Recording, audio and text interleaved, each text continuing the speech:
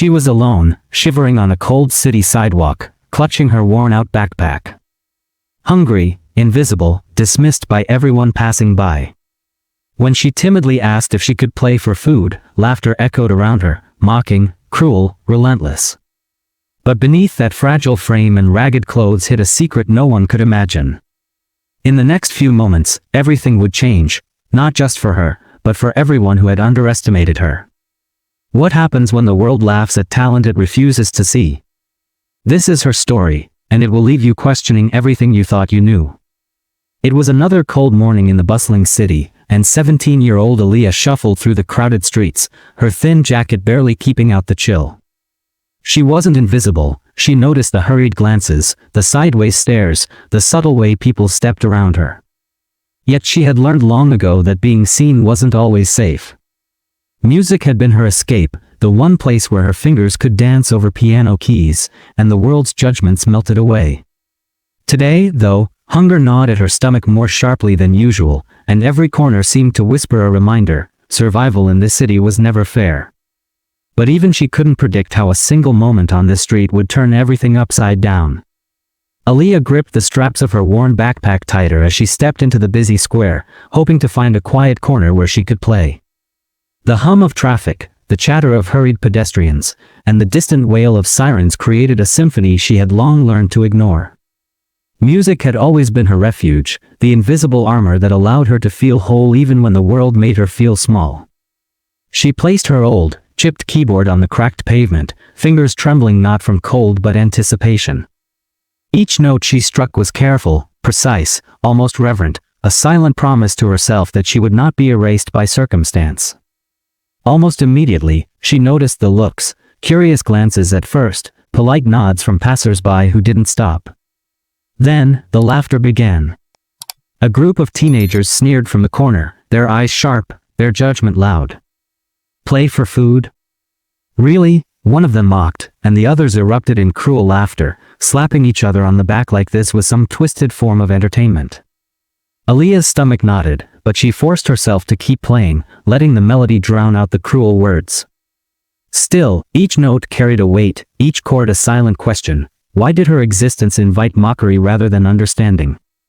As the minutes dragged on, she saw others join the scene, not to support her, but to gawk. Phones were pulled out, cameras aimed, some whispering jokes, others questioning why anyone would be begging with music instead of working a real job. The square, once full of anonymity, felt suddenly hostile, every sound magnified, every sneer a knife. Aaliyah's hands didn't falter, but her heart pounded in sync with the rising tension. She could feel eyes on her, dissecting every movement, judging every expression. It was one thing to be hungry, it was another to be humiliated for existing in the same space as those who had never known need. Then came the adult, dressed sharply, confident, a man whose presence demanded attention. He approached slowly, a smile plastered across his face that didn't reach his eyes. "Is this your way of asking for charity?" he said, loud enough for everyone to hear. The teens laughed even harder, emboldened by the approval of someone older, someone in power. Aaliyah's fingers paused over the keys, uncertainty creeping in like a shadow. She wanted to retreat, to shrink into herself, but something inside her refused. Music had always been her voice when no one would listen. The crowd thickened. Some whispered encouragement, but most jeered, leaning into the spectacle. Aaliyah's small body felt exposed under the weight of their scrutiny. One man, his expression twisted with amusement, tossed a coin far from her keyboard. "Is that all you've got?" he sneered. Another, a woman in a designer coat, shook her head, muttering, "Why doesn't she just go get a job like everyone else?" It wasn't just mockery, it was dismissal of her humanity, a subtle but searing form of racism that cut deeper than the chill in the air. Each sound, each gesture, piled onto her like invisible bricks pressing down, threatening to crush her spirit. Aaliyah took a deep breath and let her fingers fly across the keys. This was more than music now, it was a defiance. Every note was a statement, every melody a challenge. She poured years of silent practice, frustration, and dreams into the rhythm, her eyes focused on nothing and everything at once. The crowd, initially mocking, began to shift. Some furrowed their brows, others stopped mid-step, unsure of what they were witnessing. A few whispers of surprise fluttered through the air, as though the music itself was bending reality, demanding attention where none had been given before. Then came the man in the sharp suit again, his expression darkening as the notes became more complex, more mesmerizing. His smirk faltered, replaced by a thin line of disbelief. That's impossible, he muttered, almost to himself. The teens who had laughed the hardest now glanced at each other uneasily, their bravado wavering. Someone gasped. Another whispered, "She's incredible." But even as recognition started to crack the walls of mockery, there was still a tension, a quiet but palpable resistance to fully acknowledging her genius. The racism hadn't disappeared, it had simply recoiled, shocked by a talent it hadn't anticipated. Aaliyah's eyes lifted briefly, scanning the crowd. Faces that had sneered moments ago now displayed astonishment, some even guilt. But the power dynamic was still there. The man in the suit stood rigid, refusing to applaud, as if acknowledging her skill would tarnish his own sense of superiority. She sensed it, the unspoken message: brilliance should not exist here, in this body, in this skin. And yet, she continued, each crescendo louder than the last, each key struck with courage that was both raw and precise.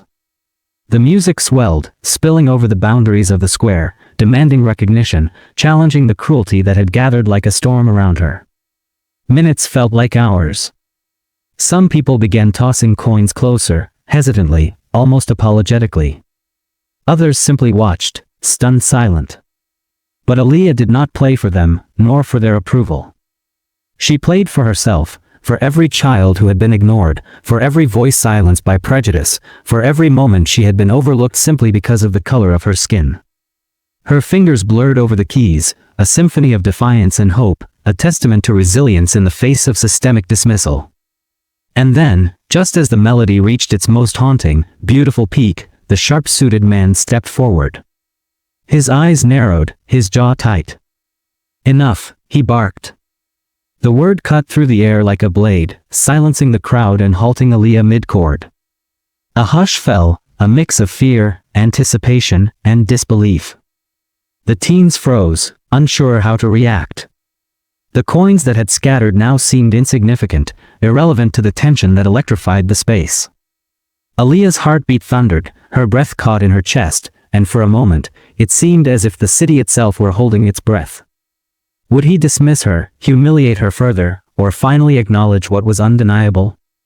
The answer would change everything, not just for her, but for everyone who had assumed she belonged to a world of invisibility and limitation. And in that silence, the square became a crucible, a testing ground where talent collided with prejudice, and the outcome was anything but certain. Aaliyah's fingers trembled over the keys, but the music didn't falter, it roared, raw and unstoppable. The crowd that had gathered was no longer just curious, they were charged with electricity, a chaotic mix of awe, judgment, and disbelief. Every note she played carried the weight of years spent unseen, unheard, underestimated. But the sharp-suited man was no longer observing quietly. His face had hardened, a storm behind his eyes, and his steps toward her were deliberate, heavy, carrying the kind of authority that had silenced so many before her. "Stop playing," he commanded, his voice cutting through the notes like a knife. Gasps rippled through the crowd. Some stepped back, unsure whether to intervene. Aaliyah froze for a fraction of a second, the keys under her fingers suddenly heavy. But then, as quickly as doubt tried to creep in, she remembered everything, the hunger, the mockery, the countless times she had been dismissed, invisible. This was her moment, not just to survive, but to be seen in her full, undeniable truth. The man's presence loomed over her, but she continued, louder now, sharper, letting the crescendo become a declaration. The crowd wavered. Laughter had stopped. Whispers of disbelief replaced the earlier mockery. She could feel their eyes on her, not just looking, but confronting her talent, her existence. And yet, the fear was real. Aaliyah knew that in any moment, the balance could tip. One wrong glance, one gesture misread, and she could be shoved back into invisibility, or worse. Then he moved faster, closing the space between them, his hand gesturing toward her keyboard. I said stop, he barked, his tone leaving no room for negotiation. The crowd shrank back, some murmuring that maybe he had the right, that the girl shouldn't be performing here, that she should know her place. Aaliyah's chest tightened. The unfairness was suffocating. This wasn't just about music anymore, it was about power, about who deserved to occupy space, about who had the audacity to be visible. Her heart pounded, a chaotic rhythm matching the storm in the square.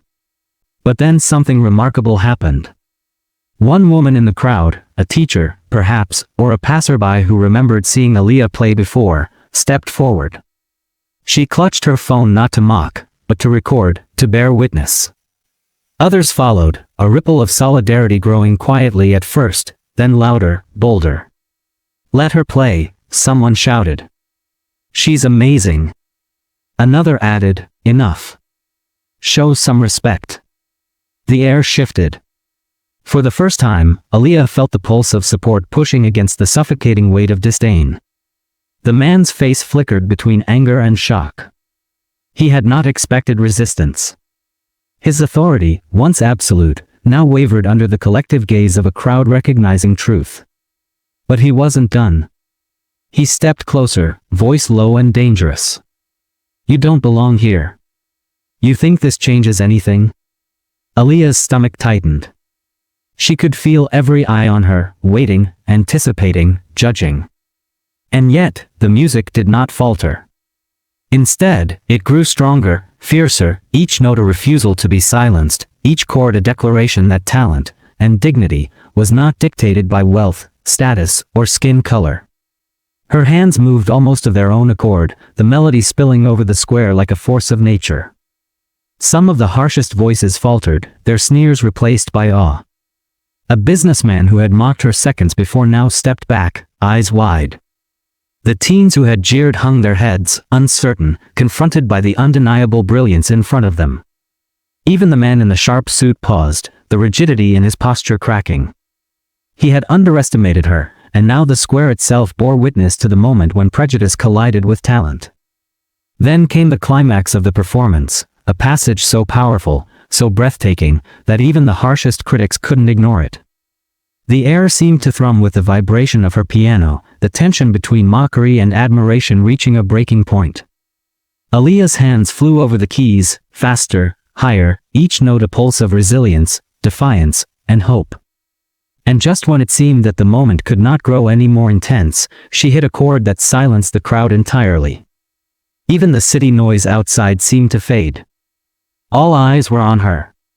Every breath, every step, every sound was suspended. For a heartbeat, time stood still. And then came the reaction, a mixture of disbelief, regret, and awe.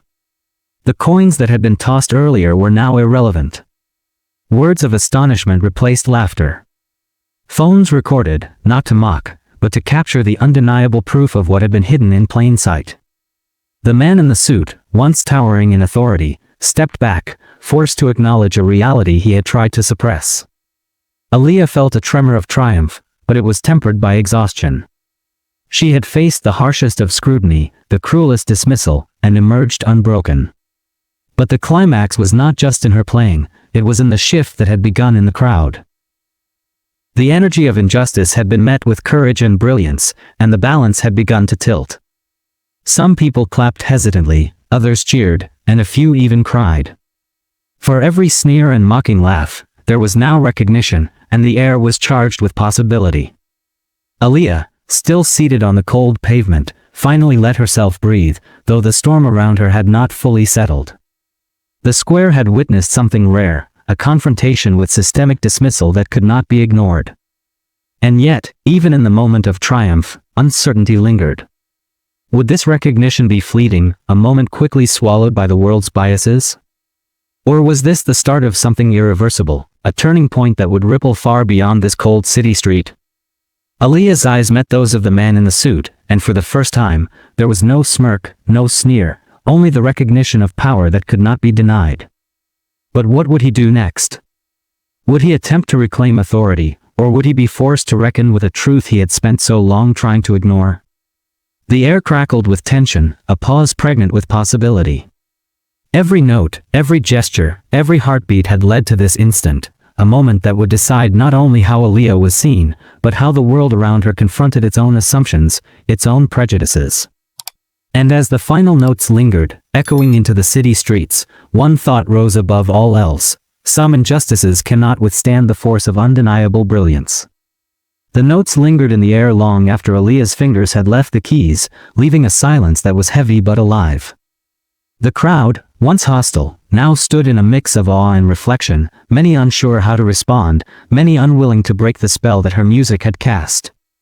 Coins and laughter had been replaced by a quiet recognition, an acknowledgement that she had claimed a space the world had tried to deny her. For the first time in a long while, Aaliyah felt seen, not just for her talent, but for her courage, her resilience, and her humanity.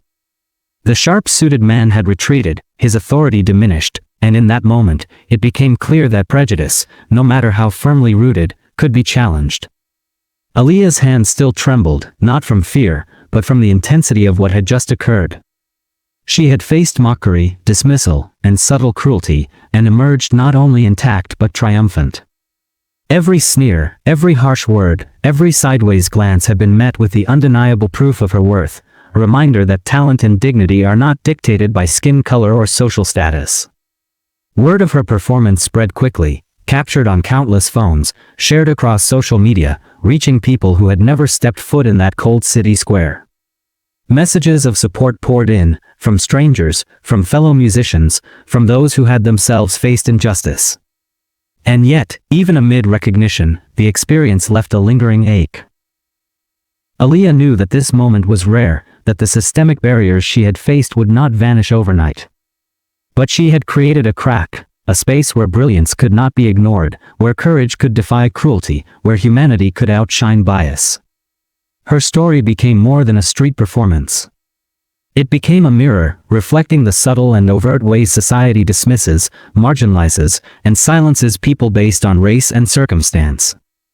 Each note she had played was a testament to resilience, a challenge to those who assumed talent could only exist within privilege. And as people watched, shared, and reflected, they were forced to confront their own assumptions, their own biases, and the structures that allow injustice to persist. Aaliyah walked away from the square that day changed, not by fame or recognition, but by the realization that standing firm in the face of cruelty could alter perceptions, even if just for a moment. Her music had spoken louder than ridicule, stronger than prejudice, and in that resonance, there was hope. Hope that every unseen voice could find a way to be heard, hope that every dismissed talent could demand acknowledgement, hope that courage could pierce even the thickest walls of indifference. And yet, the question lingered, echoing beyond the streets, beyond the crowd, beyond the moment. How many more talented, brave, and invisible voices are out there, unheard, unacknowledged, dismissed simply because the world refuses to look? Aaliyah's story was one of triumph, but it was also a call, a reminder, a challenge. A challenge to see, to listen, to act. To recognize the injustice that persists in quiet corners and crowded streets alike. Because change begins not just with extraordinary talent, but with the courage of those who refuse to look away.